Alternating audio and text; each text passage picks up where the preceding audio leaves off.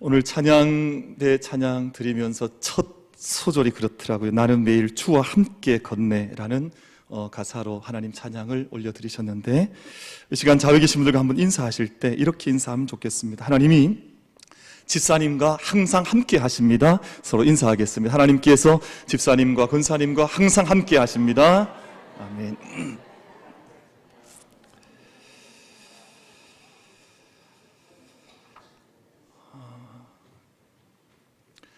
1961년 4월 12일에 그 인류 최초로 인간이 우주를 여행하는 역사적인 사건이 있었는데요. 그 처음 우주를 비행했던 사람은 소비에트 연방의 우주 비행사였던 유리 알렉셰이비치 가가린이라고 하는 구소련의 우주 비행사였습니다. 이 사람이 1시간 48분 동안 보스토크 1호라고 하는 이제 우주선을 타고 우주 공간을 여행하면서 남겼던 유명한 말이 몇 마디가 있습니다. 첫 번째는 지구는 푸른 빛이더라. 그러니까 지구가 우주에서 봤더니 지구는 푸르더라. 이 말을 남겼고, 또 다른 한마디 말은 내가 우주에 나가봤더니 우주 어디에도 신은 없더라. 이 말을 남겼습니다. 그래서 이 말이 많은 사람들에게 회자가 되었습니다. 뭐 우주 곳곳을 날아다닌 건 아니고 우주 공간을 이제 1시간 48분 동안 날아다녔는데 그 시간 동안 하나님 이 세상 가운데 자기는 보지 못했다 하는 그 이야기를 남겼습니다. 그리고 그 1시간, 2시간 남짓한 시간을 날면서 그 사람이 불렀던 휘파람의 노래가 있었다는데, 그 노래가 조국은 듣고 조국은 안다 라는 그 노래를 이제 우주에서 읊조리며 노래하며 이제 다녔다, 우주를 여행했다는 것이 이제 회자가 되어서 알려져 있습니다. 이 이야기를 가만히 보면 이 처음 우주 여행했던 유리 가가린의 이야기를 보면 이분은 조국에, 그러니까 그 소비에트 연방이라고 하는 나라에 충실하게 붙잡혀 살았던 사람이라고 하는 느낌을 저희가 받게 됩니다.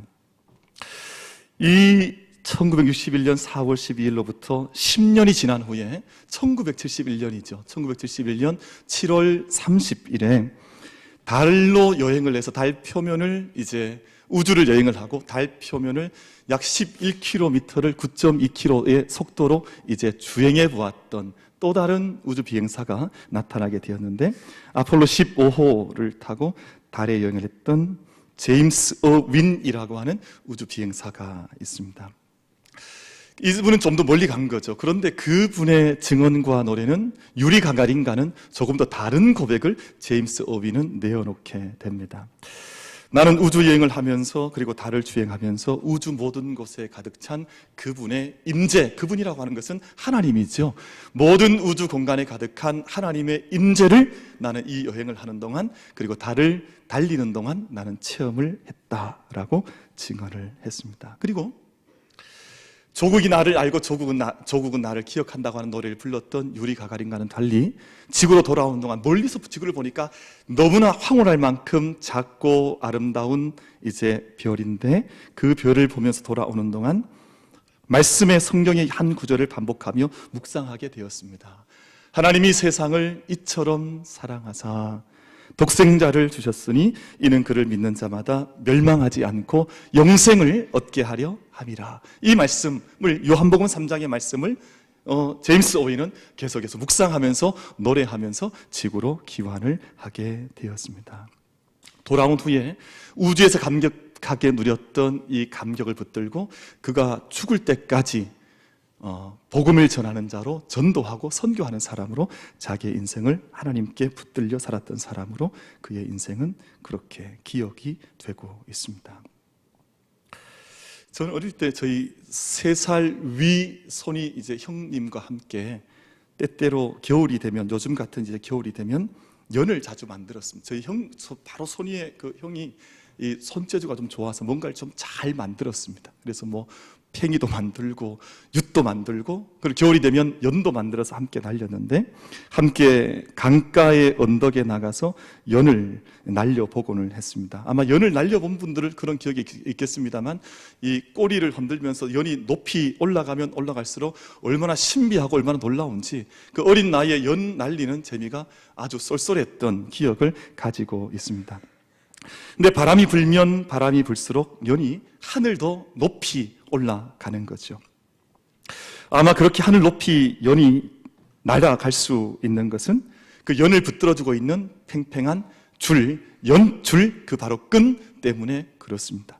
지금 이 끈을 좀 풀어주었다, 당겨주었다 이렇게 조율을 해보면 연이 훨씬 더 멋있게, 훨씬 더 정말 아름답게 하늘을 날아가는 것을 저희가 경험으로 알고 있습니다. 그럼 만약 이 끈이 연을 붙잡아주지 못하고 연이 끊어지면 여러분 어떻게 되겠습니까? 어떻게 되겠어요? 여러분 아시는 것처럼 끈 떨어진 연이 되는 것입니다. 여러분이 뭐 날아가다가 하늘 높이 날아갈 수 없죠. 그리고 날아가다가 얼마 나는 것처럼 보이다가 아마 땅바닥에 처박혀 이제 땅에 추락하는 그런 연이 되고 말 것입니다. 여러분 저 멀리 바닷가에 나가서 항해하는 배들도 시간이 되면 혹은 태풍이 불면 밤이 되면 모두 다 폭우로 항구로 돌아와 정박하게 되어져 있습니다. 정박할 때 그냥 정박하는 것이 아니죠. 앵커라고 하는 그 쇠 덩어리에 자기 몸을 묶고 배를 묶어서 그곳에 정박하게 되어져 있습니다. 만약 폭우로 돌아왔는데 앵커에 그 세기둥의 배를 든든하게 붙들어 매지 못하면 그 배는 표류하는 배, 떠내려가는 배, 바다에서 이리저리 파도에 휩쓸려 다니는 배가 되고 말 것입니다. 지금 이 앵커에 이 거대한 쇠 덩어리에 배가 묶여져 있기 때문에 배는 안전하게 파도가 불어도 태풍이 와도 깨어지지 않고 자기를 안전하게 지켜나갈 수 있는 그런 배가 되는 것입니다. 사랑하는 성도 여러분, 사람들은 무언가를 붙들고 살아가는 존재입니다. 어린 아이들은 엄마의 손을 붙들거나 혹은 장난감을 붙들고 어린 시절을 보냅니다. 그리고 그것을 붙들고 안정감을 찾고 살아갑니다. 저희 어릴 때 조카는 보니까요, 저희 고향집에 올 때 뭘 붙들고 오냐 하면 베개를 붙들고 와요. 베개. 베개를 붙들지 않으면 이 안정감이 없다는 거예요. 근데 어느 한 명절 때는 베개 갖고 오는 것을 잊어버렸어요. 밤새 아무도 잠을 못 잤습니다. 베개 가져오라고. 근데 언제 서울 같아서 베개 가져오겠어요? 근데 이 손에서 베개를 놓치고 나니까 아이가 잠을 못 자는 거예요. 얼마나 불안해하는지. 참 신기하다, 아이들. 내 손에 붙들려야 할 것을 잃어버리니까 이렇게 불안해하는구나 하는 그런 느낌을 받았던 적이 있거든요. 여러분들 사람들은 살아가면서 성장해가면서 어떤 사람은 지식을 붙들기도 하고 어떤 사람은 자기의 건강을 붙들기도 하고 자기의 커리어를 붙들기도 하고 언제라도 자기 손에 무언가를 붙들며 살아가는 존재가 바로 인간이라고 하는 존재입니다. 여러분 연세가 많이 든 어르신들은 이제 지팡이를 붙들고 살아갑니다. 만약 그것을 의지하지 못하면 쓰러질 수밖에 없는데 그걸 붙들고 자기 인생을 의지해서 살아가는 존재가 인간이 아닌가. 언제라도 자기 손에 뭔가를 붙들고 의지하면서 살아가는 존재입니다. 여러분 그런데 내가 무엇을 붙잡고 살아가기도 하지만 사람은 무언가에 붙들려 살아가는 존재이기도 합니다. 내가 무엇을 붙잡고 살아가는가? 나는 무엇에 붙잡혀 살아가고 있는가? 그럼 이것은 대단히 중요한 영적인 질문이 될 것입니다. 여러분 이 시간 한 시간 예배 드리면서 나는 무엇을 붙들고 살아가고 있는가? 나는 무엇에 붙잡혀 살아가고 있는가? 여러분 이 성령의 음성에 함께 귀 기울여 우리 그 앞에 성령 앞에 응답할 수 있는 귀한 예배가 될 수 있게 되기를 주님의 이름으로 축복합니다. 여러분 우리 이 한 가지 질문에만 정직하게 답하고 우리가 믿음의 자리에 다시 한번 서면 오늘 이 예배를 통해서 우리 영혼이 다시 살고 내가 무엇을 붙들고 있었고 또한 무엇에 붙잡혀 있는가를 확인하게 된다면 우리의 영적인 모습이 주님 앞에 온전히 세워질 수 있는 축복의 예배가 될 줄로 믿습니다. 사랑하는 성도 여러분, 믿음의 삶이 뭐겠습니까? 도대체 믿음의 삶이 뭡니까? 내가 이전에 내가 과거에 매여 종노릇하던 모든 것에서 내가 풀려서 놓여지는 것, 이건 믿음의 삶이 아니겠습니까? 그저 주일 되면 예배 1시간 하는 것이 문제가 아니라 물론 이 1시간 예배가 정말 중요한 우리의 삶의 크리티컬한 시간이긴 합니다만 1시간 그것 문제가 아니라 내 삶 가운데 내가 정말 나를 묶어놓았던 내가 이것 없이는 살지 못했던 종노릇했던 것으로부터 우리가 풀려지는 것, 이것이 믿음의 삶의 중심이요 요체가 아니겠습니까? 이렇게 히브리서 말씀을 보면 그런 말씀 기록하고 있는데요. 사람이 죽음의 세력에 붙잡혀서 죽음의 종노릇하고 마귀에 매여서 죽음에 매여서 종노릇하는 것이 이 땅의 인생들인데, 그 모든 종노릇하는 묶여있는 것을 푸시기 위해서 우리 주님께서 이 땅 가운데 오셔서 우리 위하여 생명을 주셨다, 그렇게 말씀을 하고 있습니다.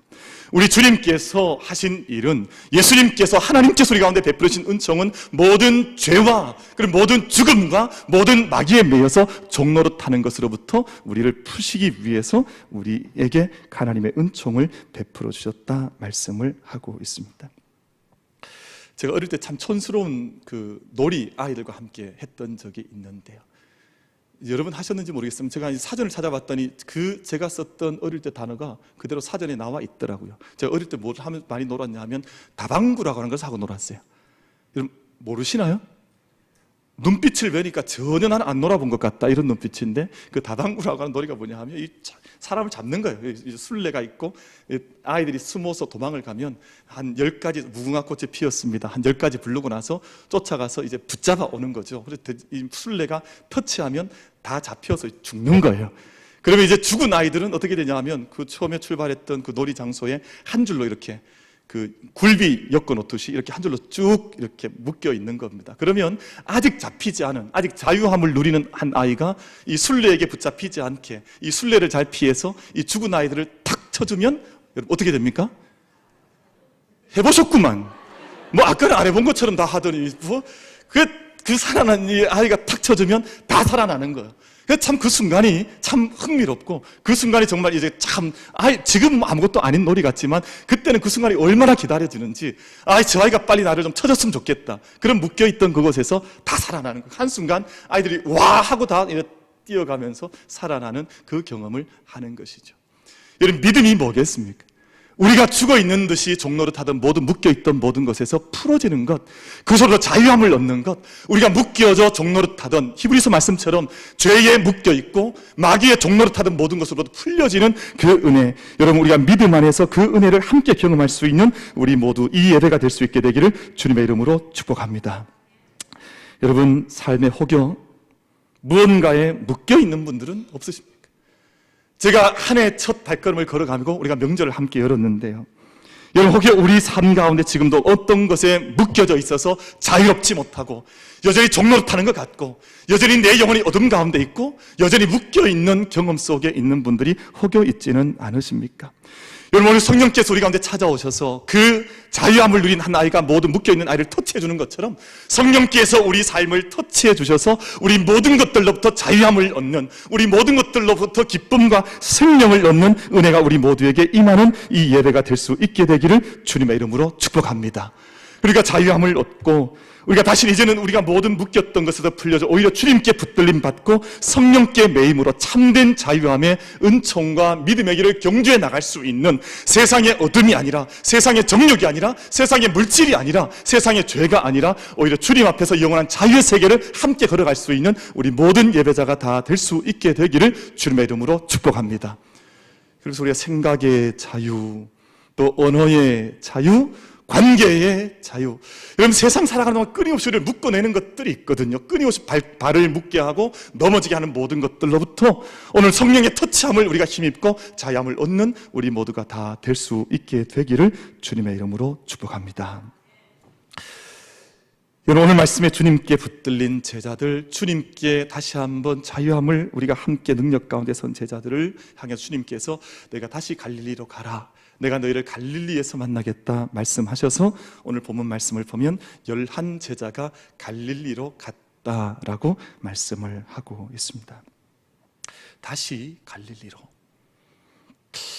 여러분 제자들이 다시 갈릴리로 가게 된 것은 예수님께서 부활하신 후에 제자들이 예수님의 부활에 대한 증언 가운데 너희보다 주님께서 갈릴리로 먼저 가셔서 그곳에서 너희를 만나기 원하신다 하는 그 약속의 말씀을 들었기 때문입니다. 여러분 갈릴리라고 하는 것이 어떤 곳입니까? 갈릴리는 예수님께서 제자들을 처음 만나 주셨고 그들을 육성으로 불러주셨던 것, 그곳에서 예수님의 사랑을 경험하고 예수님을 만났고 그들의 가슴이 맥박질 쳤던 곳이 바로 갈릴리라고 하는 곳이었었고, 갈릴리는 복음이 태어났던 곳입니다. 이 온 세상의 역사를 구속하고 살리는 복음이라고 하는 것이, 하나님의 가스펠이 처음 태어났던 곳이 바로 갈릴리라고 하는 곳이었습니다. 제자들이 예수님과 함께 걷고 하나님 나라를 함께 꿈꿨고, 오늘 여러분 찬송하셨던 것처럼 하나님과 함께 동행했고 함께 예수님의 생명의 역사들을 경험하고 배워나갔던 곳이 바로 갈릴리라고 하는 곳이었습니다. 마태복음 4장 23절 말씀을 보면 예수께서 온 갈릴리에 두루 다니사, 그러니까 예수님의 발자국이 온 땅에 남아있던 곳이 바로 갈릴리라고 하는 곳이었습니다. 그의 회당에서 가르치시며 천국 복음을 전파하시며 백성 중에 모든 병과 모든 약한 것을 고쳐주셨던 바로 그 예수님의 삶의 터전의 역사가 나타났고 흔적이 배어있는 곳이 바로 갈릴리라는 곳이었습니다. 여러분, 다시 말씀을 드려보면 갈릴리라고 하는 것은 예수님의 숨결의 바람의 흔적이 남아있는 곳, 그곳에 가면 예수님의 숨결이 들리는 것처럼, 예수님의 음성이 내 마음속에 터치되는 것처럼 느껴지고 경험되어졌던 바로 그 자리가 갈릴리라고 하는 곳이었습니다. 시간이 지나도 잊을 수 없는 첫사랑의 만남의 자리.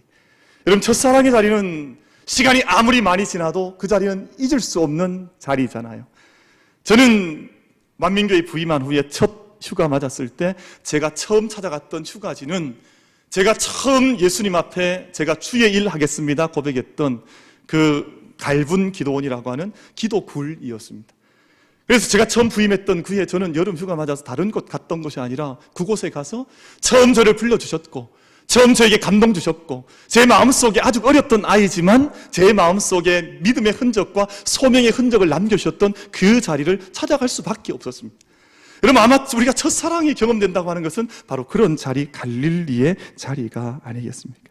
예수님과 제자들의 웃음소리와 대화소리가 들려지는 그곳, 때로는 예수님 아파하기도 하셨고 눈물 흘리셨고 때로는 기뻐하셨던 바로 예수님의 흔적이 묻어있는 것이 갈릴리였었고, 예수님께서는 부활하신 후에 제자들에게 내가 너희보다 그곳에 먼저 가 있을 터이니 너희도 그곳으로 오라 말씀하셔서 제자들이, 예수님께 붙잡힌 바 되는 제자들이 그곳으로 다시금 찾아가게 되었습니다. 저는 한 번씩 제가 살아왔던 흔적이 남아있던 곳은 언젠가 꼭 다시 한번 가봤으면 좋겠다 하는 생각을 하면서 살아갑니다. 제가 몇 년 살지 않았지만 제가 살았던 그 미국 집도 언젠가는 한번 가보고 싶은 마음이 있습니다. 왜냐하면 그곳에서도 눈물이 있었고 그곳에서 예수님의 은혜 때문에 걸어갔던 제 삶의 흔적이 있기 때문에 언제 한번 아이들이 다 크고 나면 기회가 되면 꼭 그 동네 다시 한번 가봐야지라는 생각할 때가 있습니다. 제가 지난 가을에는 저희 형님과 함께 저희 아버지 어머니 살아 계실 때, 또 저희 삼남매 같이 어린 시절 보냈던 그 마당가에 우물이 있는 집을 저희 형님과 함께 방문했었습니다. 가보니까요, 그곳에서 저희 어머니 저희들 말씀해 주시고 또 기도해 주시고 재워주셨던 그 기억들이 그 집에 가니까 지금 많이 분위기는 바뀌었습니다만 그 느낌이 또 살아서 올라오더라고요. 그러니까 처음 사랑을 깨달았던 곳, 옛날 그 삶의 흔적이 묻어있던 곳, 그곳에 대한 그리움, 그곳에 돌아가면 내가 누구인지 알게 되고 내가 어떻게 살아왔는지 알게 되고 내가 어떤 정체성을 가지고 있는지 알게 깨닫게 하는 바로 그 자리가 바로 첫사랑이 묻어있는 갈릴리라고 하는 자리 아니겠습니까? 사랑하는 성도 여러분, 오늘 저는 여러분에게 도전하고 싶습니다. 여러분의 첫사랑 갈릴리는 도대체 어디입니까? 내가 정말 예수께 붙잡혀 있다고 하는 것을 경험했던 그 자리는 어디였습니까? 여러분에게 하나님께 처음 다가오셔서 내가 너를 사랑해, 내가 너와 함께해, 내가 너를 구원해, 너는 내 자녀라고 말씀하셨던 여러분의 갈릴리는 어느 자리에 있습니까? 여러분, 영적인 수구초심을 다 잃어버리고 그냥 세상 사람들과 똑같은 모습으로 이리저리 방황하는 저희들이 아니라 우리가 언제나 예수께 붙잡힌 바 되어서, 성령께 붙잡힌 바 되어서 나의 영적인 수구초심 잃지 않고 언제나 나의 영적인 고향, 내가 태어났던 본 플레이스 그 자리로 돌아가서 주님의 인도함과 내가 주께 묶여있음을, 매여있음을 언제나 확인할 수 있는 우리 모두가 다 될 수 있게 되기를 주님의 이름으로 축복합니다. 여기서 영적인 갈릴리를 우리가 걸어 다닐 필요가 있습니다. 나를 사랑하셨던 그분의 첫 음성, 그때는 순수하거든요. 그때는 때묻지 않거든요. 이리저리 떼묻고 세상에서 세상 사람들 닮아가는 믿음의 모습이 아니라 언제나 내가 너희보다 그곳에 먼저 가 있겠다 말씀하시는 주님과 함께 우리 영적인 갈릴리를 잃어버리지 않고 함께 걸을 수 있는 우리 만민의 모든 성도님들 다 되실 수 있게 되기를 주님의 이름으로 축복합니다. 여러분, 주님께 붙들려 갈릴리로 간다는 것은 우리가 그리스도의 제자로 살아간다고 하는 뜻입니다. 여러분, 저와 여러분 함께 교회를 오랫동안 다니면 예수님 믿게 되고 또 세례를 받게 됩니다. 그리고 구원을 받습니다. 그리고 신앙 연수가 깊어지면 우리는 이제 자의반 타의반 또 이런저런 교회의 법과 정치에 따라서 직분을 받기도 합니다. 여러분, 그러나 그렇다고 해서 예수님의 제자가 꼭 되는 것은 아닙니다. 여러분, 목사가 있습니다. 하나님께 언젠가는 이제 서원을 하고 또 하나님께 훈련을 받고 불을 받아서 이제 목회를 하게 되고 또 교회를 섬기고 성도를 만나게 되고 주어진 목양의 사명들을 감당해 나가게 되는데요. 목사가 꼭 제자로 살아가는 것은 아닐 수도 있습니다. 여러분, 오늘 이곳에 우리 장로님들도 계시고 또 우리 안수집사님들도 계시고 그리고 권사님들도 계신데요. 여러분, 교회에서 직분을 받았다고 해서 꼭 제자로서의 삶을 살아가는 것도 아닙니다. 여러분, 오늘 본문 20절 말씀을 보면 주님께서 말씀하신 모든 말씀에 순종하는 것이 제자다. 너희가 제자를 세우라고 말씀하시면서 주님께서 하신 말씀이 뭐냐 하면 Teaching them to obey everything I had commanded you. 그러니까 내가 너에게 분부한 모든 것을 가르쳐 지킬 수 있는 그 사람을 바로 제자라고 말씀하고 있는데요. 만약 우리의 삶 전체가 말씀과는 상관없는 삶을 살아가는 불순종의 예루살렘의 종교인이라면 많은 종교적인 행사는 우리가 치러내고 또 우리가 정한 바 모든 법적인 것들은 이렇게 아름답게 감당해 내갈지 모르지만 우리가 하나님 오늘 예수님께서 지상의 대명령으로 말씀하신 제자가 되는 것, 제자로 살아가는 것, 제자의 삶을 우리가 구현해내는 것, 참된 제자의 뜨거운 가슴을 붙들고 살아가는 것과는 거리가 아주 먼 예루살렘의 종교인처럼 우리가 살아갈 수도 있지 않은가 하는 것입니다. 근데 오늘 마지막 이 예수님의 지상의 대명령을 보면 예루살렘의 종교인으로 살아갈 것이 아니라 갈릴리의 제자로 너희가 살아갈 수 있도록 내가 너희를 오늘 갈릴리로 부르고 있다라고 주님께서 그렇게 말씀을 하고 계십니다. 요한복음 8장 31절과 32절 말씀을 보면 그러므로 예수께서 자기를 믿은 유대인들에게 이르시되 너희가 내 말에 거하면 참으로 내 제자가 되고 진리를 알지니 진리가 너희를 자유케 하리라 라고 말씀을 하셨습니다. 너희가 내 말에 거하면 내 제자가 되고, 여러분, 제자가 되는 것은 직분받았다고 제자 되는 것 아니잖아요. 여러분, 우리가 무슨 종교적인 예루살렘의 종교인들처럼 우리가 가지고 있는 법적인 의무를 다 한다고 해서 제자가 되는 것이 아니잖아요. 말씀을 나에게 적용하고 내가 말씀에 순종하기를 원하고 말씀에 매여 있기를 원하고 말씀의 능력이 나에게 나타나기를 원해서 그 말씀에 온전히 순종할 때 우리가 주님의 제자가 되는 것 아닙니까? 여러분, 오늘 말씀에서 우리에게 주님께서 주신 말씀과 같이 오늘 우리가 여러분이 오늘 성가대가 찬양한 바와 같이 주님과 함께 동행하고 주님 말씀 안에 거하고 그 말씀 안에 순종할 때 우리가 주님의 제자가 되어진다 말씀하고 있습니다. 여러분, 오늘 우리가 주님께 붙들린 사람이 어떤 사람입니까? 주와 함께 나의 영적인 갈릴리로 돌아가 그 영적인 갈릴리에서 주와 함께 동행하고 말씀에 거하고 말씀에 우리가 삶을 적용해내고 말씀에 순종하는 사람이 주님께 붙들린 사람이라고 제자라고 말씀하는데, 이 시간 예배하는 만민의 모든 성도들께서 올 한 해 동안 우리가 예루살렘의 종교인들로 살아가는 자들이 아니라 갈릴리의 제자가 되기를 선택하고 결단하고 그 걸음 함께 걸어갈 수 있는 우리 모두가 다 될 수 있게 되기를 주님의 이름으로 축복합니다. 주님께 붙들려 산다고 하는 것은 예수님께서 받으셨던 그 권세를 오늘 우리들도 행사하며 살아간다고 하는 의미를 가지고 있습니다. 오늘 본문의 말씀을 보면 예수님께서 이 권세를 내가 너희에게 준다. 내가 누리고 있는 나의 권세를 내가 너희에게도 동일하게 베푼다라고 말씀을 하셨습니다. 권세라는 말이 권위라는 말로도 우리가 쓸 수가 있는데요. 이 권세라고 하는 것은 세상 속에서 보면 파워를, 이 다이나믹한 두나미스라고 그러죠. 파워풀한 어떤 힘을 의미를 합니다. 그러면 이 권세는 어떤 권세냐면 자신의 의지를 타인에게 관철시킬 수 있는, 자기의 뜻을 사람들에게 행사해서 자기의 뜻대로 사람들을 좌우지할 수 있는 것을 사람들은 보통 권세, 권위라고 이해를 하고 있습니다.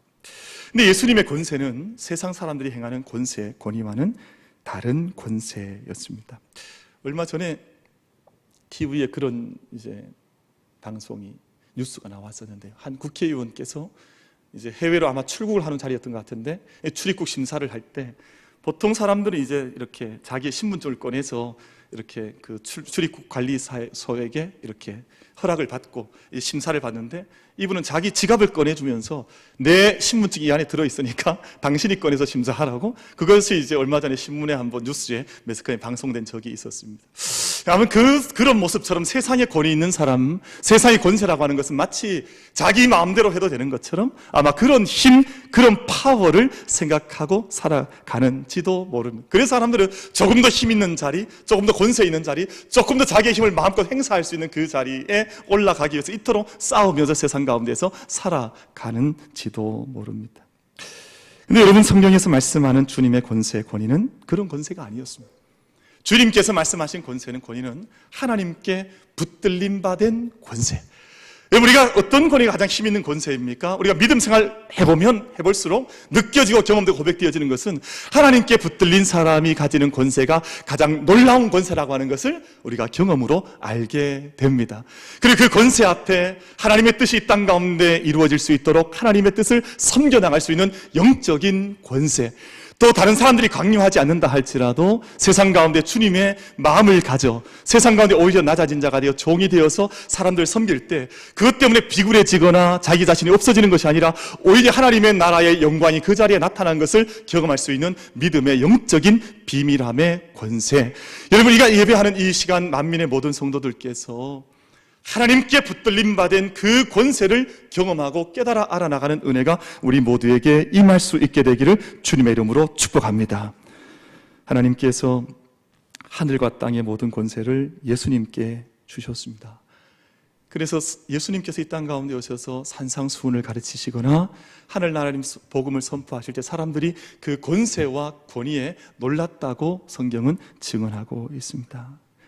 그리고 예수님께서는 그 권세를 제자들 가운데도 나누어 주셨습니다. 그래서 사도행전의 역사를 보면 예수님께 권세를 부여받은 자들이 저 성전 올라가다가 날 때부터 병든 자를 고쳐 일으키기도 하고, 그러니까 사람들이 묻거든요. 나중에 너희가 무슨 권세로, 너희가 무슨 권위로 그런 일을 하느냐, 그렇게 물을 때 사도 베드로가 사도행전 4장에서 답변하기를 자신의 권세의 뿌리를 말씀하면서 내가 다른 어떤 힘 때문에 이것을 행한 것이 아니라 나에게 예수의 이름이 있기 때문에 예수 그리스도의 이름으로 나는 저 병자를 고친다, 예수 자신의 모든 권위와 권세가 예수님의 이름으로부터 온다고 하는 것을 베드로가 선포하는 것을 우리가 들어볼 수가 있습니다. 사랑하는 성도 여러분, 주님께 붙들린 사람에게는 엄청난 하나님의 권세가 임하는 줄로 믿습니다. 그래서 우리 모두에게 하나님의 권세, 하나님의 권위, 하나님께 붙들림 받은 권위, 하나님의 일을 행할 수 있는 권세가 있다고 하는 것을 늘 우리가 자부하고 고백하고 그 권세, 권위의 능력 가운데 설 수 있는 우리 작은 자가 아니라, 여러분, 서커스 하는 큰 코끼리 이런 동물들은 서커스를 다 마치고 나면 이제 자기 우리로 돌아가는데 조그만 개한테 쫓겨간다 그러잖아요. 개가 짖으면. 왜냐하면 늘 종노릇하는 이 쇠사슬에 묶여있는 매맞고 종노릇하는 코끼리다 보니 작은 개가 짖어도 두려워하고 떨리면서 자기 구석으로 쫓겨나가는 그런 모습들. 여러분, 믿음의 사람은 그런 것이 아니라 하나님께 매여있는 권세, 하나님의 뜻을 행할 수 있는 권세, 하나님의 능력 가운데 설 수 있는 권세.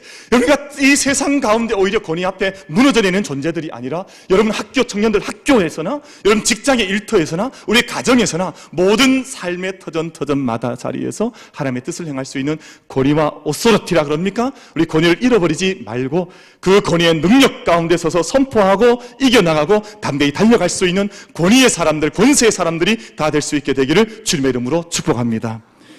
여러분, 예수님께서 마가복음 마지막 16장 말씀에서 오늘 본문 말씀과 상황 같은 말씀, 제자들에게 마지막 말씀을 주시면서 내가 이 땅에서 귀신을 쫓아낼 수 있는 권세를 너에게 준다라고 말씀하지 않습니까?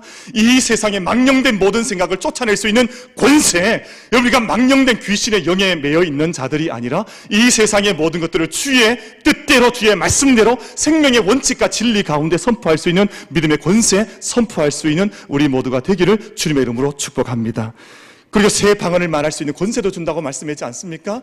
여러분, 우리의 입술이 우리의 모든 죽을 때까지 우리 언어를 사용할 터인데요, 우리 늘 말을 할 터인데요, 죽는 그 순간까지 우리 말을 해야 될 터인데, 우리 모든 말이 새 방언을 말하는, 진리를 말하는 그 입술의 권세를 누릴 수 있는 저와 여러분이 되기를 주님의 이름으로 축복합니다. 그리고 독을 마셔도 상함이 없고 오히려 손을 얹은 즉 병자들이 낫고, 우리가 정말 이 땅을 치유할 수 있는, 사람을 세울 수 있는 권세를 누리며 살아갈 수 있는 우리 모두가 되기를 간절히 바랍니다. 그래서 오늘 말씀을 보면 모든 민족을 제자로 삼고 세례를 베풀고, 이 말씀은 세례 교인만이 만들어서 교회를 채워나가라 그런 말씀이 아닙니다. 세례 많이 주면 교회가 부흥하고, 이런 사람 저런 사람 다 하나님 앞으로 데려와서 교회를 채우고, 여러분 이것은 선교학적 전도적으로 맞는 말씀이긴 합니다만, 외적인 부흥만을 위해서 주신 말씀이 아니라 너희가 세례를 베풀고 제자를 삼으라고 하는 이 말씀의 뜻은 하나님의 세계로 사람들을 초청하라는 뜻입니다. 연체가 참 가슴이 아픈 것은, 제가 기도의 제목이 많아지는 것은 오히려 교회 공동체, 믿음의 사람들 안에서 하나님 나라가 보여지지 않으니까 사람들이 교회를 조롱하거나 믿음의 자리를 떠나는 일들이 벌어지고 있지 않습니까? 여러분, 정말 우리가 영적인 의미에서 가만히 보면 세례를 베풀고 제자 삼는다고 하는 것은 하나님의 나라를 보여줄 수 있는 믿음의 역사를 너희가 감당해 나가라 하는 뜻 아닙니까? 이리저리 세례 명부 많이 만들어서 세례자 교인 많이 만들어내는 그런 뜻이 아니잖아요. 그럼 저희가 정말 하나님 나라의 권세를 우리가 베풀며 살아가 사람을 세워나갈 수 있는 영적인 권위를 행사할 수 있는, 주님께 붙들림 받은 삶을 함께 살아갈 수 있는 영적 공동체, 영적인 가정, 우리가 처음 갈릴리로 돌아가서 그분의 말씀을 듣고 그분의 숨결을 누리고 그분의 음성을 듣고, 그리고 그분의 말씀에 우리가 함께 순종하고 오늘 말씀과 같이 참된 권세 있는 자들로 살아갈 수 있는 우리 만민의 모든 예배자들 다 될 수 있게 되기를 주님의 이름으로 축복합니다.